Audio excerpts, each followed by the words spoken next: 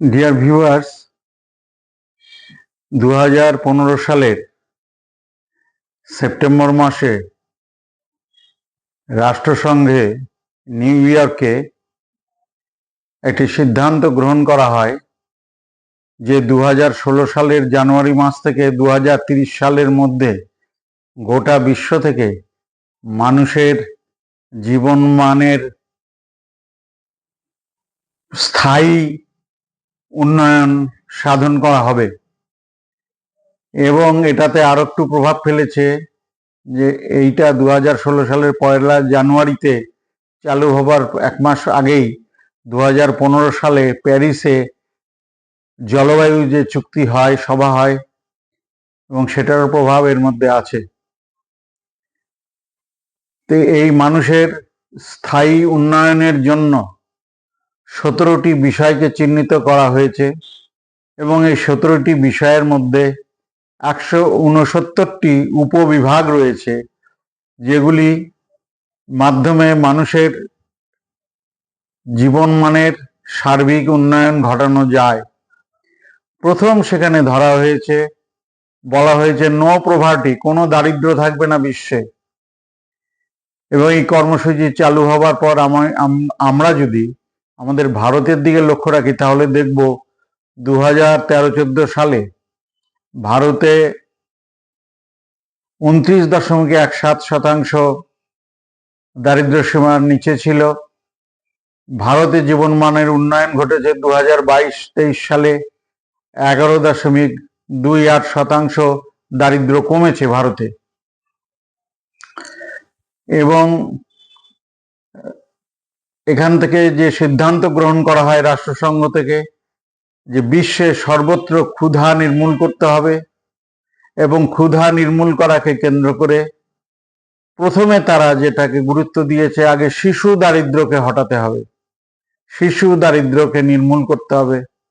শিশু দারিদ্র্যকে নির্মূল করতে গেলে স্বাস্থ্য, শিক্ষা এবং শিশুদের পরিশ্রুত জল সরবরাহের দিকে লক্ষ্য রাখতে হবে। এবং বড়দের সমস্যা যদিও আছে, কিন্তু বড়দের সমস্যা থেকে শিশুদের সমস্যাটা একটু স্বতন্ত্র ধরনের, কারণ শিশুদের যে উন্নয়নটা হবে, একটা শিশু দীর্ঘকাল বেঁচে থাকবে, একটা দীর্ঘস্থায়ী উন্নয়ন। এই জন্য বিশ্ব সংস্থার পক্ষ থেকে যে সিদ্ধান্ত গ্রহণ করা হয়েছে যে প্রতিটি রাষ্ট্র এই কর্মসূচির প্রতি নিয়মিত পর্যবেক্ষণ রাখবেন, তথ্য সংরক্ষণ করবেন এবং কর্মসূচি গ্রহণ করবেন। এবং জাতীয় উন্নয়নের কৌশল ও পরিকল্পনাকে শিশুদের দারিদ্র্য দূরীকরণের অগ্রাধিকার দিয়ে তৈরি করতে বলা হয়েছে সেখানে। এবং পরবর্তীকালে যে কোভিড এসেছিল, কোভিড পরবর্তীকালেও উদ্যোগ নিয়ে কোভিড আসার জন্য, অর্থাৎ মহামারী আসার জন্য যে পশ্চাৎপদতা এসেছে উন্নয়নের, শিশুদের দারিদ্র্য দূরীকরণের ক্ষেত্রে সেটাতে গুরুত্ব দিতে বলা হয়েছে। এবং বলা হয়েছে যে মানসম্মত সামাজিক সেবা এই শিশুদের দিতে হবে। রাষ্ট্রসংঘ নিশ্চয়ই রাষ্ট্রগুলির উপর খবরদারি করতে বলে না, তবুও খুব সামান্য নির্দেশাত্মকভাবে বলেছে যে সামাজিক ব্যয়কে সুরক্ষা করতে হবে, অর্থাৎ রাষ্ট্রের ব্যয় অন্যান্য ক্ষেত্রে যতটা সম্ভব বাঁচিয়ে এই উন্নয়নের দিকে লক্ষ্য করতে হবে। আরেকটি বিষয় সেটি হচ্ছে যে 2015-16 সালে দেখা গেছে যে মানুষের আয় ছিল $2.15। 2022 সালে এসে আমরা দেখতে পাচ্ছি পরিসংখ্যান $724। রোজগার অনেকটা বেড়েছে মানুষের, কিন্তু এই উন্নয়ন আরেকটু হতো। আর উন্নয়নকে ক্ষতিগ্রস্ত করেছে ইউক্রেনের যুদ্ধ, এবং ইউক্রেনের যুদ্ধের ফলে বিশ্ব বাণিজ্যের ক্ষেত্রে প্রভাব ঘটেছে, এবং বিশ্ব বাণিজ্যের ক্ষেত্রে প্রভাব ঘটার ফলে জীবনযাত্রার ব্যয় বৃদ্ধি পেয়েছে। আমরা তো দেখেছি যে গ্যাস সরবরাহ না ফলে, রাশিয়া সরবরাহ না করার ফলে ইউরোপের দেশগুলিতে গ্যাসের দাম বৃদ্ধি পেয়েছে এবং তেলের দাম বৃদ্ধি পেয়েছে। এবং এই সময়কালের মধ্যে জলবায়ুগত যে পরিবর্তনগুলি এসেছে, সেগুলো এই উন্নয়নকে ব্যাহত করেছে। এবং মহামারীর সময় অর্থাৎ কোভিডের সময়তে কিন্তু উন্নয়ন কিছুটা হ্রাস পেয়েছে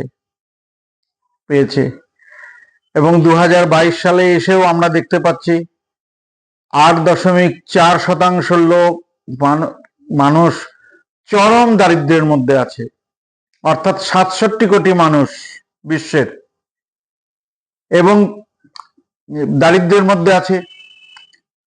এবং 2013-14 সালে এসে দেখতে পাচ্ছি যে পূর্বের তুলনায় অর্ধেক দারিদ্র্য কমেছে, কিন্তু তবুও দেখতে পাচ্ছি যে দারিদ্র্যের সঙ্গে আজও যুদ্ধছে 73 কোটির উপরে মানুষ, অর্থাৎ 67 কোটি মানুষ চরম দারিদ্র্যের মধ্যে আছে এবং 73 কোটি মানুষ দারিদ্র্যের মধ্যে আছে। এই হচ্ছে বিশ্বের অবস্থা। তো স্বভাবত কারণে পরিশেষের যে কথাগুলি সেটা বলা যায়, এবং 30 লক্ষ শিশু উন্নয়নশীল দেশগুলিতে তাদের জীবনযাত্রার মান অত্যন্ত খারাপ এবং চরম দারিদ্র্যের মধ্যে বেড়ে উঠছে। কারণ হচ্ছে যে দেশ অর্থনীতিতে যত বড়ই হোক না কেন, সামগ্রিকভাবে জিডিপিতে তার যদি সুষম বন্টন না থাকে, সামাজিক ন্যায় বিচার না থাকে, তাহলে কিন্তু একটা অংশের মানুষ কিন্তু দরিদ্র থেকে যাবে। ভূপেন হাজারিকার সেই গানটা মনে পড়ে যাচ্ছে, দেখেছি অনেক গগনচুম্বী অট্টালিকার সারি, তার ছায়াতেই দেখেছি অনেক গৃহহীন নরনারী। আমেরিকা 1 নম্বর জিডিপিতে 1 নম্বর রাষ্ট্র, তার বাজেট 1 নম্বর সারা পৃথিবীতে, কিন্তু আমেরিকাতে বহু ভব করে ভিখারি বিভিন্ন পার্কে এবং রাস্তায় দেখতে পাওয়া যায়। কাজেই বলবো রাষ্ট্রসংঘ যে বিষয়টি গ্রহণ করছে, পাশাপাশি রাষ্ট্রগুলিকে তার নীতি নির্ধারণের জন্য বলতে পারে না, কিন্তু এটা ঠিক যে সম্পূর্ণভাবে দারিদ্র্য দূরীকরণ করতে গেলে বন্টনের ক্ষেত্রে সাম্য না আনলে সার্বিকভাবে দারিদ্র্য দূরীকরণ কখনো সম্ভব হবে না। দারিদ্র্য অনেকটা কমে গিয়ে একটা অংশের মানুষ অত্যন্ত দারিদ্র্যের মধ্যে থাকবে এবং সেই মানুষগুলি উন্নত জীবনযাত্রার মানুষের জন্য ধনীদের সস্তা শ্রমিক হিসাবে তারা থেকে যাবেন। অর্থাৎ ধনবাদী সমাজ ব্যবস্থার এটাই নিয়ম, শিল্পের উন্নতির জন্য এক শ্রেণীর সস্তা শ্রমিকের প্রয়োজন হয়। যে আমরা ভূগোলে পড়ে দেখেছি, সেখানে লেখা থাকতো যে এই জায়গাটি শিল্পের অনুকূল, কারণ অন্যান্য পরিবেশের সঙ্গে এখানে সস্তায় প্রচুর শ্রমিক পাওয়া যায়। অর্থাৎ এই দৃষ্টিভঙ্গিটির পরিবর্তন করতে হবে, কারণ শ্রমই সমস্ত কিছুকে পণ্যে রূপান্তরিত করে এবং উন্নয়নের মূল চাবিকাঠি। অথচ যে শ্রমিক তার অবস্থায় অত্যন্ত খারাপ, এবং আমরা ভারতবর্ষের ক্ষেত্রে দেখতে পারবো যে বিভিন্ন কারখানাগুলির শ্রমিক এলাকাগুলিতে রাস্তাঘাট অন্যান্য কিছুর অবস্থা চরম শোচনীয়, এবং বাসস্থানগুলো আগের তুলনায় উন্নত হলেও এখনো শোচনীয় সেখানে। কাজেই আলোচনাকে দীর্ঘায়িত করব না। এর পরবর্তীকালে আরো যে 16টি বিষয় আছে, এটি হলো আজকের যে পর্বটি হলো, সেটা হচ্ছে দারিদ্র মুক্ত করতে হবে পৃথিবীকে।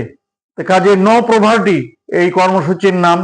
আরো 16টি পর্যায় থাকলেও সময় সুযোগ হলে আরো যে 16টি পর্বের মধ্যে দিয়ে যে দেশগুলির উন্নতি ঘটবে তা আপনাদের সামনে রাখার চেষ্টা করব। নমস্কার, আলোচনাকে দীর্ঘায়িত করছি না, আপনারা সকলে ভালো থাকবেন।